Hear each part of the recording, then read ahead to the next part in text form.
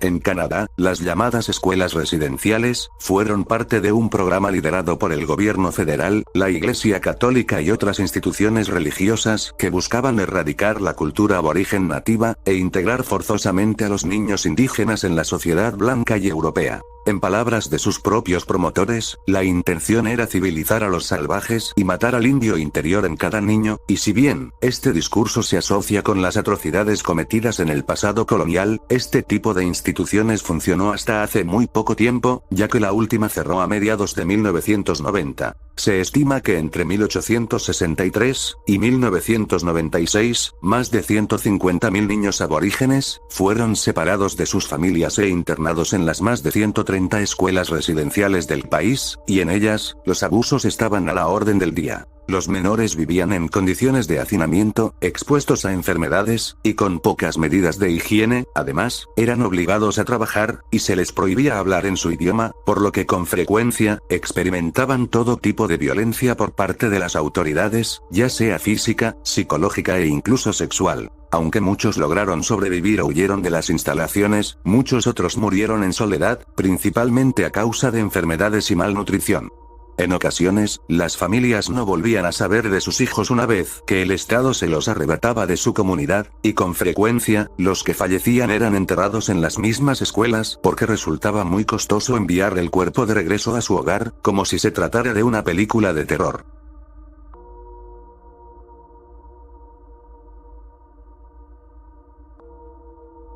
Conocidas también como asilos de la Magdalena, se trataron de instituciones silenciosas generalmente dirigidas por órdenes católicas romanas, que operaron desde el siglo XVIII hasta finales del siglo XX. Aparentemente, se administraron para albergar a mujeres caídas, de las cuales, se estima que al menos 30.000 estaban confinadas en estas instituciones, en Irlanda, pero en 1993, se descubrieron tumbas anónimas de 155 mujeres en los terrenos del convento de una de las lavanderías. Esto condujo a revelaciones de los medios sobre las operaciones de las instituciones secretas, por lo que en 2013, se emitió una disculpa estatal formal y el gobierno irlandés estableció un plan de compensación de 50 millones de libras esterlinas para los sobrevivientes, y las órdenes religiosas que operaban las lavanderías, por su parte, han rechazado las demandas de los activistas de que contribuyan financieramente a este programa.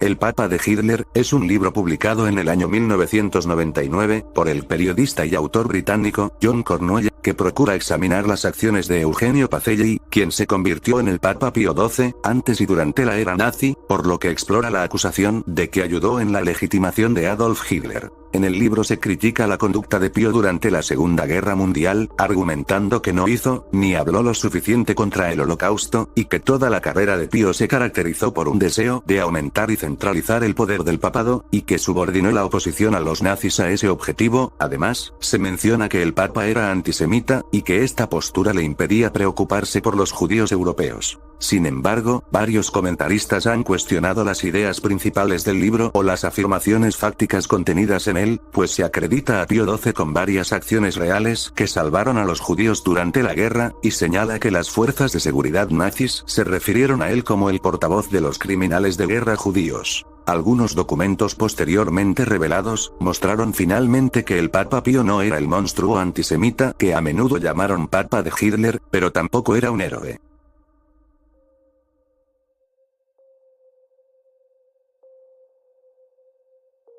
El escándalo de las filtraciones del Vaticano, también conocido como Batileaks, es un escándalo que comenzó en el año 2012, y que inicialmente involucró documentos del Vaticano exponiendo la corrupción. Además, una investigación interna del Vaticano aparentemente descubrió un chantaje del clero homosexual por parte de personas ajenas a la Iglesia. El periodista italiano, Gianluigi Ginuzzi, publicó algunas cartas del arzobispo Carlo Maria Vigano, en las que expuso la corrupción que le costó millones a la Santa Sede en precios de contratos. Durante los meses siguientes, la situación se amplió a medida que se filtraron documentos que revelaron luchas de poder dentro del Vaticano por sus esfuerzos para implementar una mayor transparencia financiera, y cumplir con las normas internacionales para combatir el lavado de dinero. Algunos días después del escándalo, el mayordomo del Papa, Paolo Gabriele, fue arrestado por ser el principal sospechoso en la filtración de información, pues, en su casa se hallaron varios documentos confidenciales, y el 30 de mayo, el Papa mencionó en público que los sucesos de esos días le habían llenado de tristeza.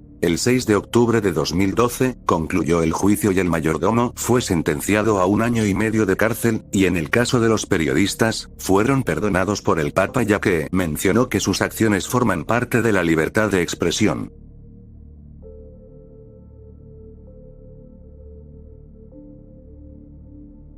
El Papa Alejandro VI, cuyo nombre de nacimiento es Rodrigo de Borja, fue la cabeza de la Iglesia Católica como el Papa número 214 y gobernante de los Estados Pontífices desde el 11 de agosto de 1492, hasta su muerte en 1503. El Papa Alejandro VI alcanzó y mantuvo el poder mediante el nepotismo y ascendió dentro de la jerarquía de la Iglesia Católica debido a su relación con el Papa Calixto III, que era su tío. Esta relación familiar le facilitó el acceso a cardenal diácono y el desempeño de numerosos cargos de gran importancia dentro y fuera de la curia romana, cosa que le permitieron hacerse con las influencias políticas y el prestigio que, finalmente, le llevaron al solio pontífice en el año 1492. Una vez elegido como papa, Alejandro VI desencadenó y se involucró en decenas de situaciones políticas, pues buscó a través de alianzas políticas y las conspiraciones, la forma de que su familia se consolidase dentro de la nobleza italiana y acrecentar en toda posible ocasión su poderío, tarea que emprendió en conjunto con sus hijos, los cuales sirvieron como instrumentos de sus maquinaciones políticas. A través de la guerra italiana y la guerra de Nápoles, Alejandro VI se las ingenió para no solo asegurar su poderío, sino también para acrecentarlo, valiéndose de las rivalidades entre las potencias de la época y las tensiones políticas entre las familias de la aristocracia europea, de manera que consiguió durante los 11 años que duró su papado, impulsarse hasta la cima del poder en la península itálica. Trágicamente, las mismas intrigas y poderes que le sirvieron para llevar a la casa de Borgia a la cima, también aseguraron su destrucción, pues el 6 de agosto del 1503, cuando Alejandro VI y su hijo, César Borgia, celebraron un banquete en la residencia campestre del cardenal Adriano da Corneto, en compañía de otros comensales, y varios días después, todos ellos cayeron gravemente enfermos, y pese a que la juventud de César le permitió superar la enfermedad, el Papa Alejandro falleció a los 72 años el 18 de agosto, y la causa aún sigue siendo desconocida.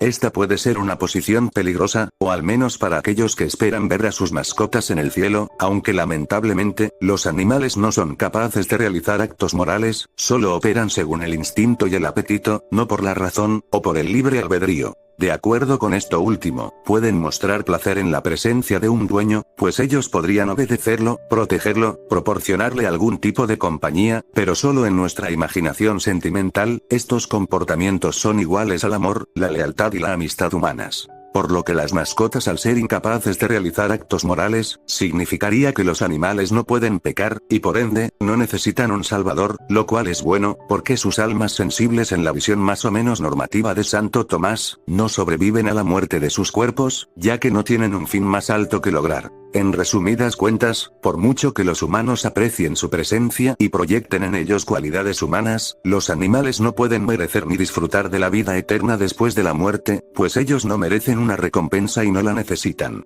Sin embargo, se plantea que el cielo será un lugar perfectamente adecuado para la plena felicidad humana, tanto en el cuerpo como en el alma, y la sola presencia de Dios es eternamente suficiente para satisfacer todos los anhelos humanos, pero no hay razón para pensar que Dios no podría también poblar el cielo con delicias supererogatorias, incluidas las cosas físicas como la comida, la música o los animales. Además, la comunión de los santos sugiere que el cielo sería un lugar social, donde la presencia cara a cara de Dios no hará que nos desconectemos automáticamente de todo.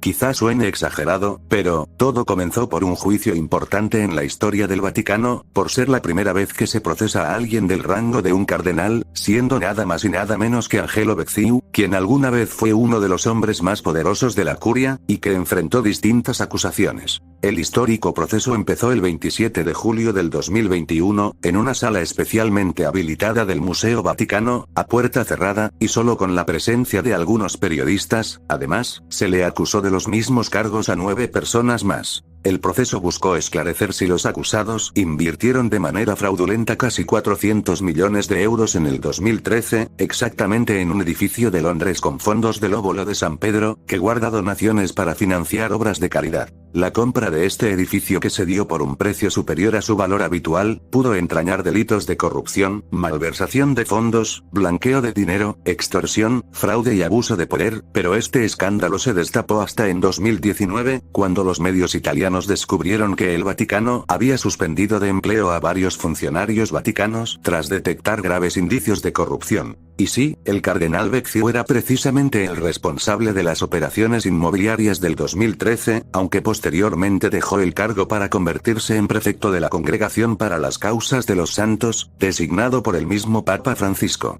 El pontífice reconoció en declaraciones en el 2020, que sí hubo corrupción en las finanzas del Vaticano, aunque defendió que las denuncias habían llegado a los canales adecuados dentro de la institución, y que se habían tomado las medidas adecuadas. De por sí hablar sobre la corrupción del Banco del Vaticano es un tema para largo, y el caso de este cardenal es el mejor ejemplo para mostrar que tan corrupto se encuentra incluso el poder religioso.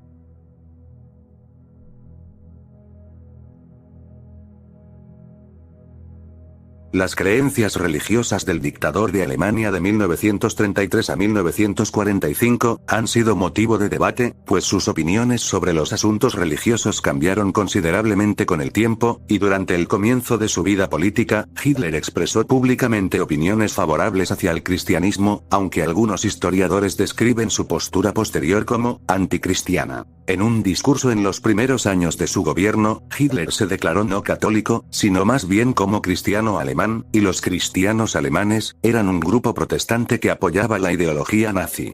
Hitler y el partido nazi también promovieron el cristianismo positivo no confesional, un movimiento que rechazó la mayoría de las doctrinas cristianas tradicionales, como la divinidad de Jesús, así como elementos judíos como el Antiguo Testamento. En un comentario ampliamente citado, describió a Jesús como un luchador ario que luchó contra el poder y las pretensiones de los corruptos fariseos y el materialismo judío, por lo que Hitler demostró una preferencia por el protestantismo y el luteranismo, afirmando a través de él que la Iglesia evangélica protestante podría convertirse en la Iglesia establecida, como en Inglaterra, y que el gran reformador Martín Lutero tiene el mérito de levantarse contra el Papa y la Iglesia católica. Hitler nació de una madre católica practicante, y fue bautizado en la Iglesia Católica Romana, y su padre era un librepensador y escéptico de la Iglesia Católica. En 1904, fue confirmado en la Catedral Católica Romana en Linz, Austria, donde vivía su familia, y los testigos indican que el patrocinador de la confirmación de Hitler tuvo que arrastrarle las palabras casi como si toda la confirmación le fuera repugnante, por lo que varios testigos que vivían con Hitler en un hogar de hombres en Viena, dijeron que nunca más volvió a asistir a misa o recibió los sacramentos después de salir de casa a los 18 años.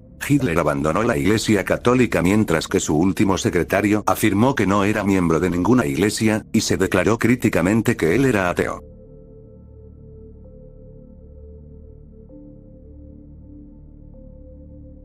Debido a que la Iglesia Católica se opone al aborto como una cuestión de doctrina, algunos obispos católicos han rechazado la comunión, o amenazado con declarar la excomunión a los políticos católicos que apoyan el aborto. En algunos casos, los funcionarios han declarado que los ministros deben negar la comunión a dichos políticos según el Canon 915 del Código de Derecho Canónico de 1983, y en otra parte, que los políticos se abstengan por su cuenta de recibir la comunión ad norma Canon 916, y en otros casos, se ha sugerido la excomunión de estos. Sin embargo, algunos papas recientes dejaron de lado lo anterior y han presidido misas en las que se ha dado la comunión a políticos pro aborto en muchas ocasiones.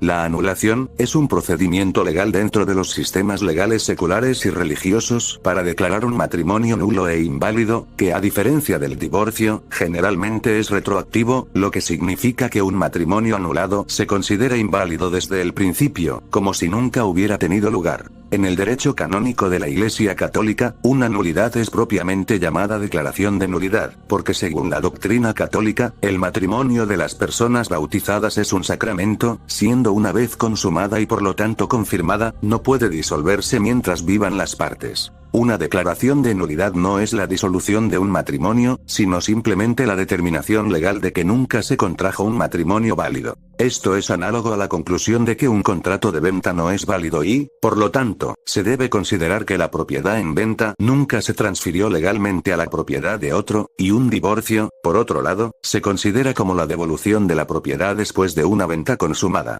Aunque una nulidad es una declaración de que el matrimonio nunca existió, la Iglesia reconoce que la relación fue un matrimonio putativo, lo que da lugar a obligaciones naturales, y en el derecho canónico, los hijos concebidos o nacidos dentro de un matrimonio válido o putativo, se consideran legítimos.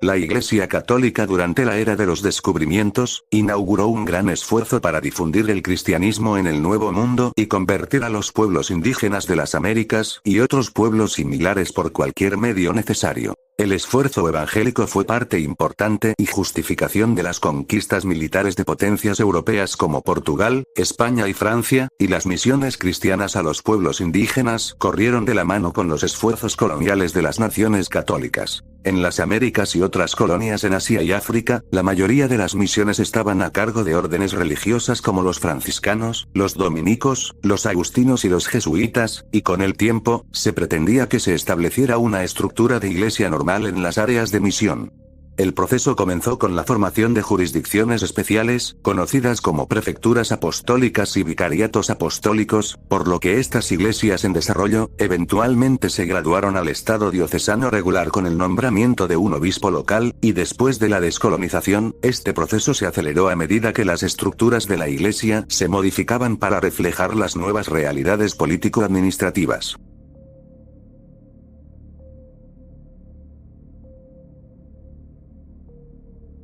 En la teología de la Iglesia Católica, la infalibilidad papal constituye un dogma según el cual, el Papa estaría preservado de cometer un error cuando él promulga a la Iglesia una enseñanza dogmática en temas de fe y moral bajo el rango de solemne definición pontificia. Como se considera una verdad de fe, ninguna discusión se permite dentro de la Iglesia Católica, por lo que se debe acatar y obedecer incondicionalmente. En pocas palabras, la opinión de un papa es irrefutable, y desde entonces, algunos católicos creen que el papa nunca se equivoca, pero si en algún tema el papa cambia de postura, entonces está demostrando por pura paradoja que su infalibilidad es pura ficción.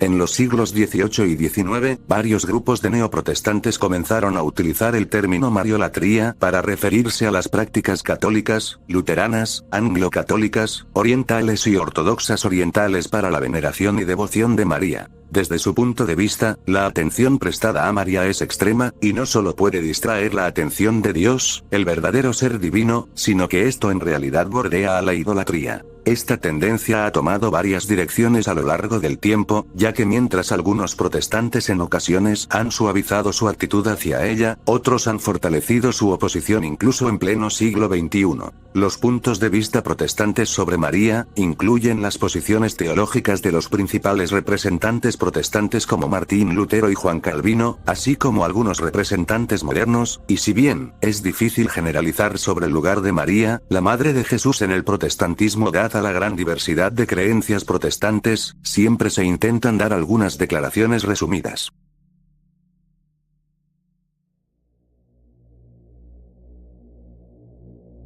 Desde la Reforma Protestante, muchas personas incluidos Martín Lutero y Juan Calvino, han sostenido la idea de que el Papa en verdad es el Anticristo. Sin embargo, al ser una conspiración, no entraré a detalle con esto, pues solo se trata de una hipótesis sin fundamentos.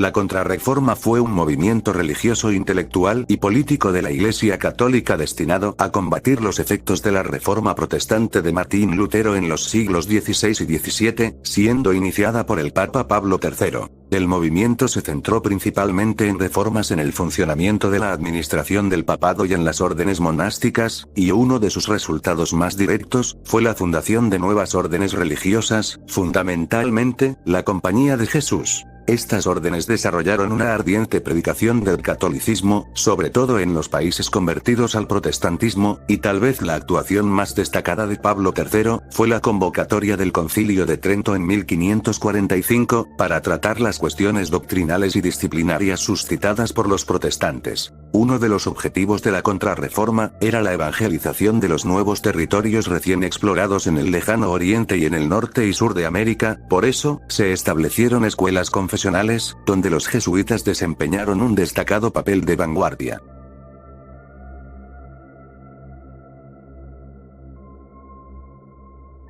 Georges Henri Joseph Edouard Lemaitre, nacido el 17 de julio de 1894, fue un sacerdote católico belga, físico teórico, matemático, astrónomo y profesor de física en la Universidad Católica de Lovaina. Este sacerdote fue el primero en teorizar que la recesión de las galaxias cercanas puede explicarse por un universo en expansión, cosa que posteriormente fue confirmada por medio de la observación por Edwin Hubble. Primero derivó la ley de Hubble, ahora llamada ley de Hubble-Lemaitre, y publicó la primera estimación de la constante de Hubble en 1927, y 2 años antes del artículo de Hubble, Lemaitre también propuso la teoría del Big Bang como el origen del universo, llamándola la hipótesis del átomo primigenio y luego, llamándolo el comienzo del mundo.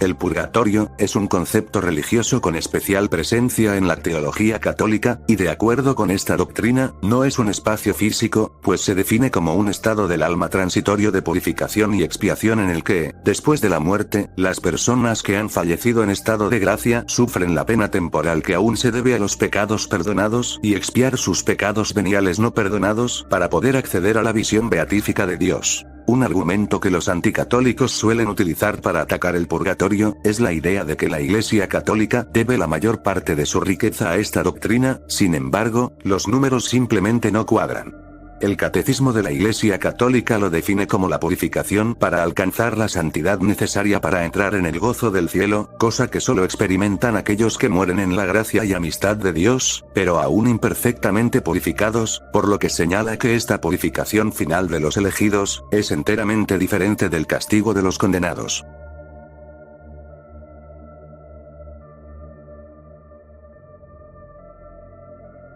Se conoce como caso Galileo a la serie de eventos que llevaron entre el 1616 y 1633, a la prohibición de la astronomía copernicana y a la condena de Galileo Galilei, en aquel entonces, su principal defensor. En 1616, las autoridades romanas incluyeron en el índice de libros prohibidos el De Revolutionibus Orbium Caelestium, de Copérnico, y otras 2 obras que defendían su compatibilidad con la Sagrada Escritura, por lo que en 1633, tras haber publicado el diálogo sobre los 2 máximos sistemas del mundo, Galileo tuvo que presentarse ante el Santo Oficio bajo la acusación de haber contravenido la prohibición de sostener y defender la tesis del movimiento de la Tierra y la inmovilidad del Sol que se le había impuesto 17 años antes, por lo que Galileo fue obligado a abjurar y pasó los últimos años de su vida en arresto domiciliario. El caso Galileo se considera el conflicto de mayor relevancia en la historia de las relaciones entre ciencia y religión.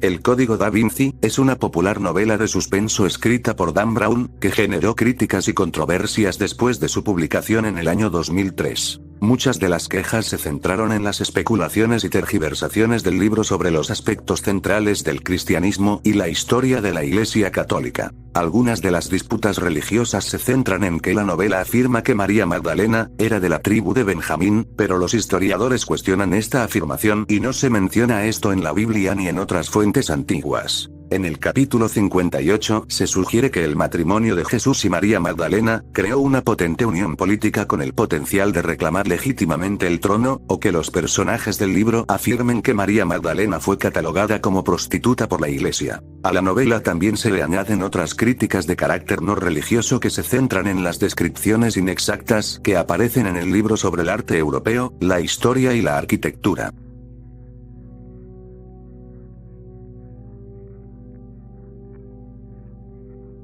Esta historia es la conspiración más famosa contada por los testigos de Jehová y los protestantes fundamentalistas, y surgió de la necesidad de apoyar la mentira, de que hubo una apostasía en la iglesia primitiva. El mito anticatólico menciona que el emperador romano, Constantino I, se estableció como cabeza de la iglesia alrededor del año 313 después de Cristo, lo que convirtió a este nuevo cristianismo en la religión oficial del Imperio Romano. Más tarde, en el año 325 después de Cristo, Constantino convocó el Concilio de Nicea en un intento de unificar el cristianismo. Este emperador imaginó el cristianismo como una religión que podría unir al Imperio Romano, que en ese momento comenzaba a fragmentarse y dividirse, y como líder de esta nueva iglesia, Constantino fusionó el cristianismo con las creencias paganas para crear la ramera de Babilonia, cosa que se puede leer en el libro de Apocalipsis. Alternativamente, algunos no católicos afirmarán que la Iglesia Católica comenzó en el 325, cuando Constantino convocó el primer concilio de Nicea. Sin embargo, existen varios problemas bajo este mito, por lo que queda como una simple teoría.